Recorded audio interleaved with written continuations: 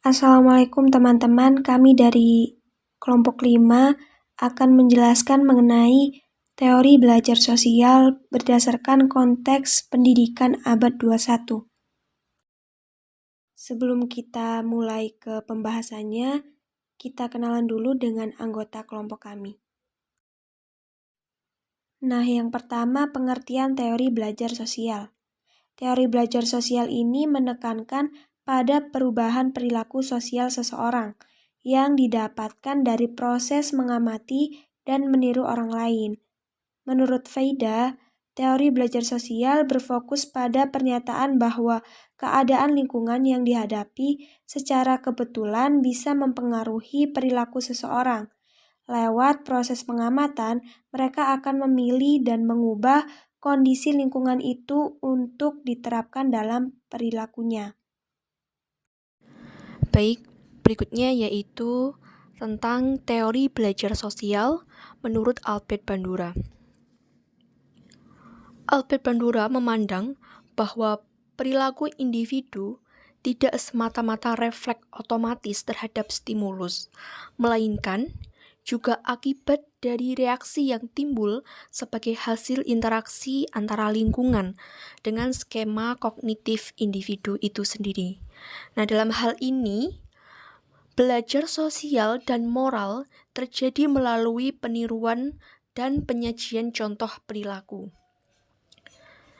Jadi, teori Bandura ini masih memandang pentingnya pengondisian melalui pemberian reward dan punishment. Seorang individu itu akan berpikir dan memutuskan perilaku sosial mana yang perlu dilaksanakan.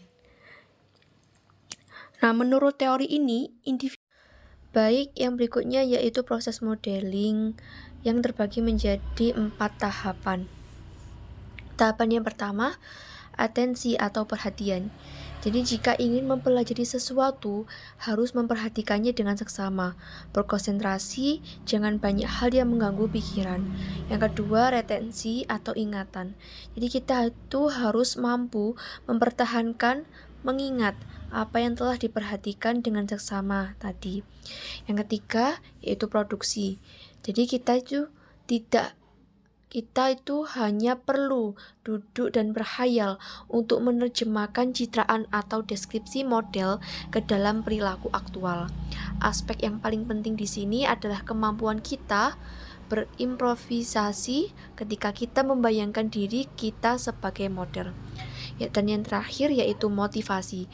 Nah, adanya dorongan atau alasan-alasan tertentu. Baik, yang berikutnya yaitu tentang prinsip-prinsip panduan atau guiding principles yang melatar belakangi pembelajaran sosial atau pembelajaran observasional. Jadi yang pertama yaitu pengamat. Pengamat itu akan mencontoh perilaku model jika model memiliki karakteristik seperti talenta, kecerdasan, kekuatan, penampilan yang baik, atau popularitas yang diinginkan atau menarik perhatian siswa pengamat. Yang kedua, pengamat akan bereaksi sesuai dengan cara model diperlakukan dan menirukan perilaku model. Yang ketiga, ada perbedaan dari perilaku yang didapat pengamat dengan perilaku yang dilakukan pengamat. Jadi melalui observasi, pengamat dapat menerima perilaku tanpa harus melakukannya. Yang keempat, atensi dan pengingatan yang berkaitan dengan penerimaan pembelajaran dari perilaku model. Nah, sedangkan produksi. Baik, selanjutnya saya akan menjelaskan prinsip teori belajar sosial. Yang pertama, belajar melalui proses pengamatan. Seseorang mampu belajar baik itu sikap, keterampilan, ataupun tingkah laku, di mana sebagian dasarnya merupakan hasil dari observasi terhadap model. Konsekuensi dari tingkah laku yang ditiru dapat berupa reward yang bermakna yang akan mendorong seseorang untuk mencontoh perilaku orang lain, sedangkan adanya punishment akan mengurangi kemungkinan seseorang mencontoh perilaku orang lain. Contohnya yaitu seorang siswa yang melihat temannya dipuji dan ditegur oleh gurunya karena suatu perbuatan. Pujian akan mendorong siswa untuk melakukan perilaku tersebut. Yang kedua adalah determinisme resiprokal. Tindakan manusia merupakan hasil dari interaksi di antara 3 variabel, yaitu behavior, environment, dan person. Istilah resiprokal ditunjukkan untuk menjelaskan interaksi timbal balik, bukan hanya satu arah. Contohnya yaitu seorang siswa tertarik menekuni pelajaran biologi dikarenakan dia menyukai flora dan fauna serta mendapatkan dukungan dari orang tua. Yang ketiga adalah tanpa reinforcement. Menurut Bandura, reinforcement penting dalam menentukan apakah suatu tingkah laku manusia, dalam menentukan apakah tingkah laku tersebut akan terjadi terus-menerus atau tidak. Tapi itu bukan merupakan satu-satunya pembentuk tingkah laku suatu individu. Seseorang dapat belajar melakukan sesuatu hanya dengan mengamati dan kemudian mengulangi apa yang dilihatnya. Yang keempat yaitu teori belajar sosial, berusaha menjelaskan antara tingkah laku manusia dari segi interaksi feedback yang berkesinambungan antara faktor kognitif, tingkah laku, dan lingkungan. Disinilah letak kesempatan bagi seseorang untuk mempengaruhi batasnya maupun batas-batas kemampuannya untuk memimpin diri sendiri atau self-direction. Contohnya yaitu seorang siswa yang menyimpan pengalaman baik itu dalam ingatan, wujud verbal, dan gambaran imajinasi tentang pernah memperoleh nilai yang buruk. Hal itu untuk kepentingan tingkah laku pada masa yang akan datang agar lebih baik lagi. Di sini saya akan menjelaskan prinsip teori belajar sosial. Selanjutnya yaitu prinsip kelima, teori pentingnya pengamatan, pembelajaran, dan observasi. Kepribadian seseorang berkembang dalam pengamatan pembelajaran. Pentingnya observasi ini cenderung mendukung kita untuk antusias dalam belajar. Jadi kesanggupan untuk belajar merupakan nilai lebih yang kita miliki dalam mempelajari semua pengalaman yang sudah dilalui agar dapat diperoleh selanjutnya. Lalu selanjutnya, prinsip keenam yaitu teori prinsip pertumbuhan, kontinuitas, dan rekonstruksi selama berlangsungnya proses belajar mengajar. Teori belajar sosial dari Bandura dapat menerapkan prinsip pertumbuhan, kontinuitas, dan rekonstruksi ini karena terjadi upaya penyesuaian diri, namun adaptasi atau penyesuaian diri ini bukanlah. Baik, yang selanjutnya ada dampak pembelajaran observasional.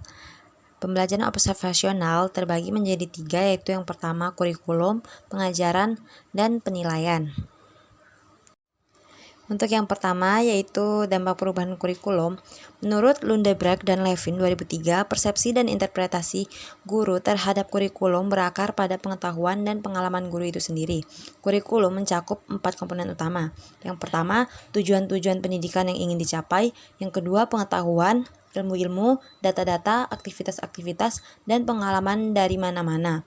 Yang ketiga, metode dan cara-cara mengajar dan bimbingan yang diikuti oleh murid-murid untuk mendorong mereka kepada yang dikehendaki dan tujuan-tujuan yang dirancang. Untuk yang keempat, metode dan cara penilaian yang digunakan dalam mengukur dan menilai hasil proses pendidikan yang dirancang dalam kurikulum. Selanjutnya, adapun dampak baiknya dan dampak negatifnya. Untuk dampak positifnya yaitu pelajar bisa belajar dengan mengikuti perkembangan zaman yang semakin maju, tetapi didukung oleh kepala sekolah, guru, tenaga pengajar, peserta didik, bahkan lembaga itu sendiri. Guru juga memberikan pelajaran yang mampu dicerna baik oleh peserta didik, kemudian peserta didik dapat belajar dengan baik dan menjadi siswa yang kreatif dalam setiap pemecahan masalah serta dapat berpikir kritis dalam setiap pelajaran. Dan dampak negatifnya yaitu mutu pendidikan menurun dan perubahan kurikulum yang begitu cepat menimbulkan masalah-masalah baru seperti menurunnya prestasi siswa. Hal ini dikarenakan siswa tidak dapat menyesuaikan diri dengan sistem pembelajaran pada kurikulum yang baru. Kurniawan 2011. Yang kedua yaitu dampak teori belajar pada pengajaran. Yang pertama, pentingnya pengamatan dan pemodelan dalam pembelajaran, di mana siswa dapat belajar dari contoh dan teladan. Yang kedua, penyampaian seorang guru hendaklah cakap dan menarik agar dapat menjadi role model kepada siswa. Yang ketiga, guru harus menggunakan cara pendekatan yang betul kepada siswa agar dapat mengajar sesuatu kemahiran yang betul. Keempat, teori pembelajaran sosial dapat membantu guru dalam mengajar nilai murni dan menunjukkan tingkah laku yang baik kepada siswa.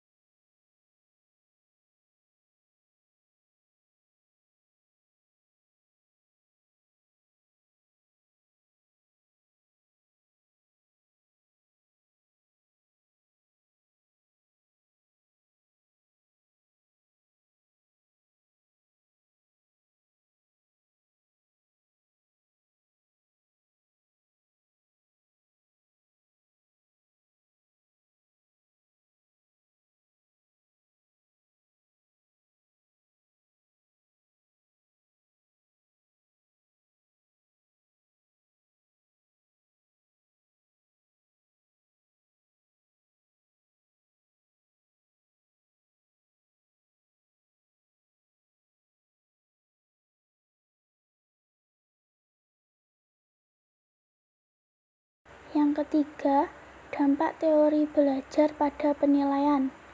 Pertama, intensif, pengukuhan, dan sokongan moral seharusnya diberikan bagi menggalakkan berlakunya tingkah laku yang baik dalam kalangan murid. Kedua, murid akan senantiasa menunjukkan tingkah laku yang diingini sekiranya mereka memperoleh kepuasan dan peneguhan yang berpatutan. Ketiga, penilaian yang dilakukan harus memperhatikan aspek sosial dan lingkungan yang mempengaruhi perilaku siswa. 4. Penilaian harus memperhatikan proses pengamatan dan pemodelan yang dilakukan siswa dalam pembelajaran.